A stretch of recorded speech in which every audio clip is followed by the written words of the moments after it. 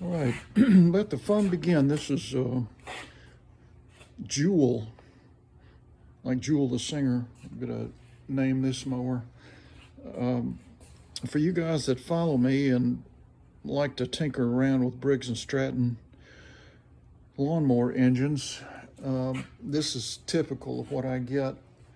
I got this off an app which you could get on your phone. It's called I think Freebie Alerts, and you can tell Freebie Alerts anytime something you're interested in it shows up on that is free on the internet, and usually it's Facebook. But the thing about it is that it notifies you immediately when it shows up. And this mower showed up yesterday as a freebie alert that said it's a parts mower, free.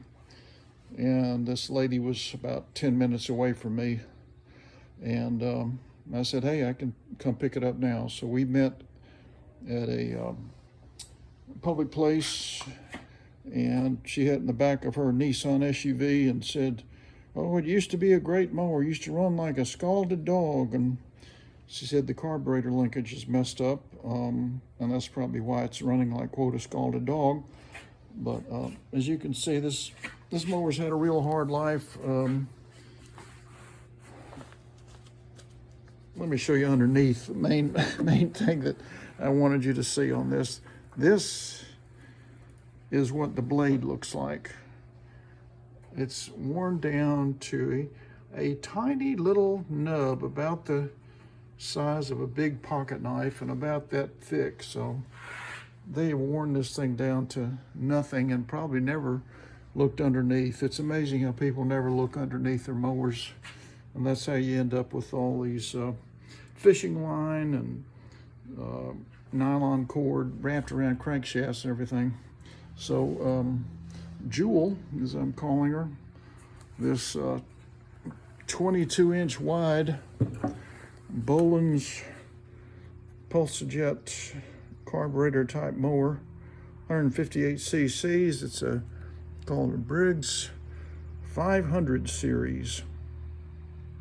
It's an MTD product, like most of these mowers end up being made originally by MTD. And it's here's the model that it is, 11A, etc., etc. Now the wheels are messed up. As you can see that big gap there. That means that wheel's just going to wobble around. I think the worst one is up here, front right. See that? So I'll probably replace that. This is the discharge chute. I do not think this is original based on the way it is sitting on here, and you can see it has the two slots, and that's because these two flat pieces of metal on what was probably original mowers would sit in those open spots. So I'm going to redo this. Obviously sweep off that collection of sand and dirt. It does have the remnants of the skirt in the back, not much. The kill switch does work. This little screw here looks like it's sticking up some.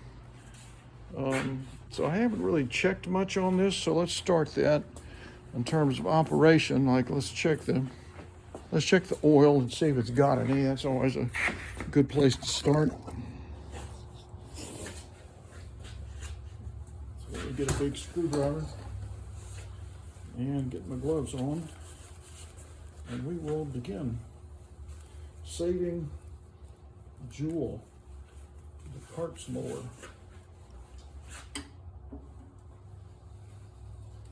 This type mower has a slot in the dipstick that a screwdriver can fit in.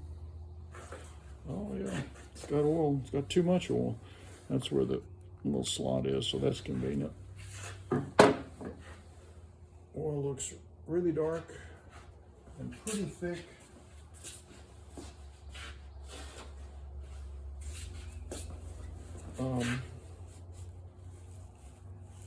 Let's see if it's really as high as it looks like.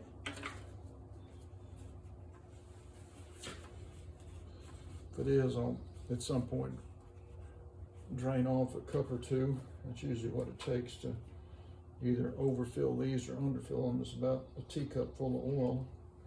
Oh, look at that. It's got no oil. So whatever's in there, I'll get that out. It's barely on the stick. It's in the, if you look at these Briggs dipsticks, it says full, do not overfill. That's very important. You're safe as long as you're in those hash marks. If you're down there, look at a little tiny word that says add.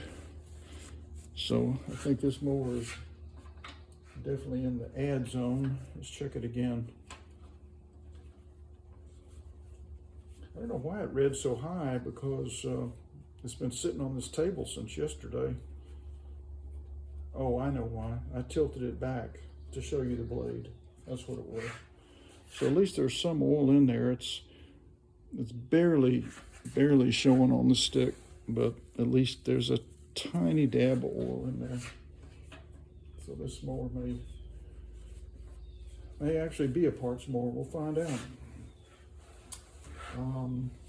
Let's go ahead and take a look at the plug. People do weird things to their spark plugs. Let's see, there we go.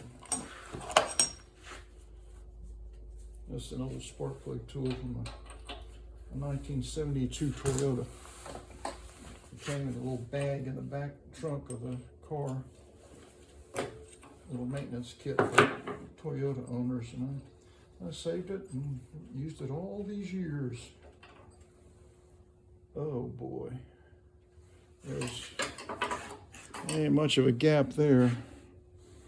It's probably going to be an oil burner based on that, but there, as you can see, there's no gap, and that could just be because there's so much residual gunk on there. So let me let's check it out. Let me get a brass brush and put it on here and see if there is any kind of a gap on here if I just clean it off.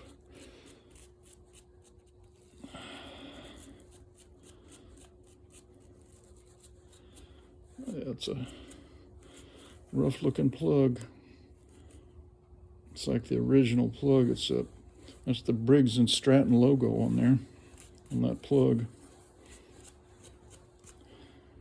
Yeah, it's gonna take more than that. So let me get a plug I need to test anyway. I'll gap that and put it in there.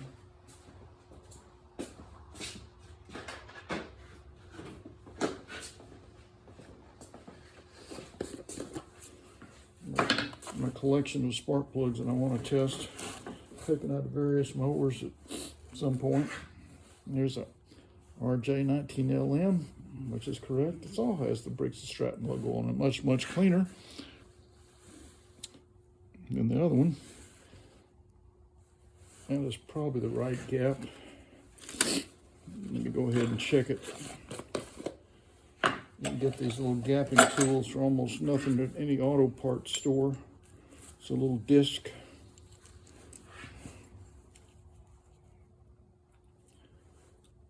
Yeah, it's right on 0.030, 0.031. That's where it needs to be. So let me go ahead and put this in here.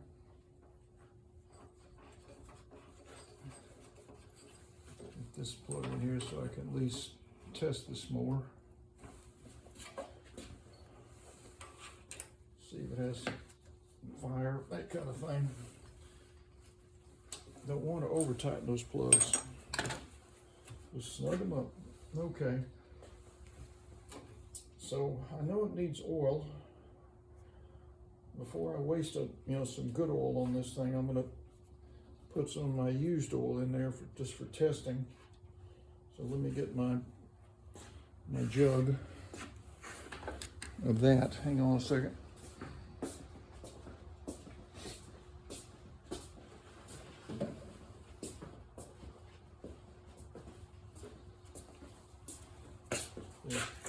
Good used oil.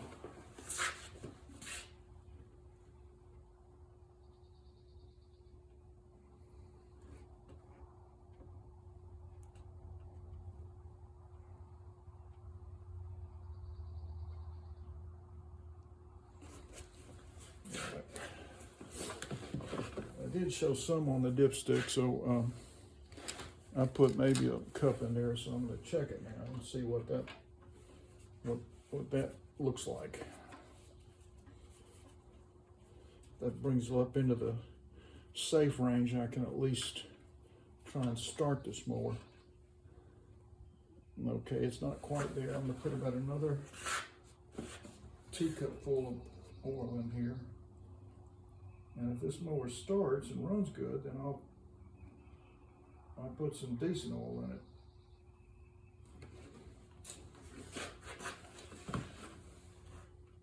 Okay, let's see where that ends up.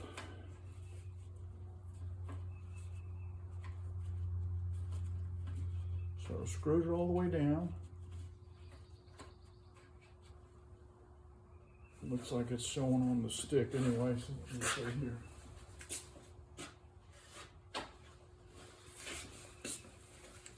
It's pulling oil off the actual tube, so I've got to wait for that to drain down. Let's try again now.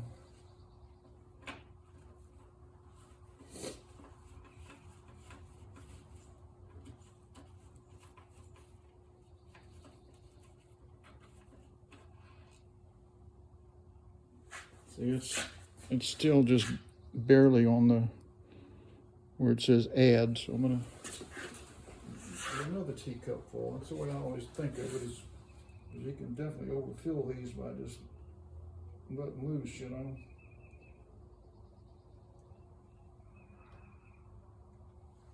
All right, let's see what that does now.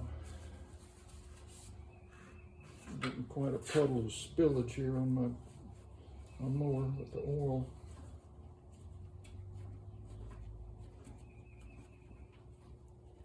If this is a pretty mower, I'd be worried about that, but okay, there we go. It's definitely in the safe range now.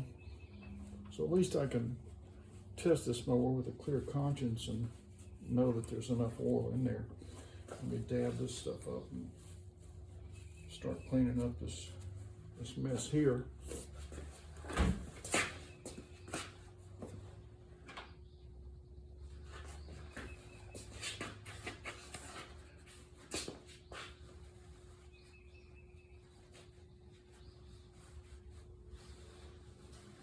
Okay, so we've made a little progress.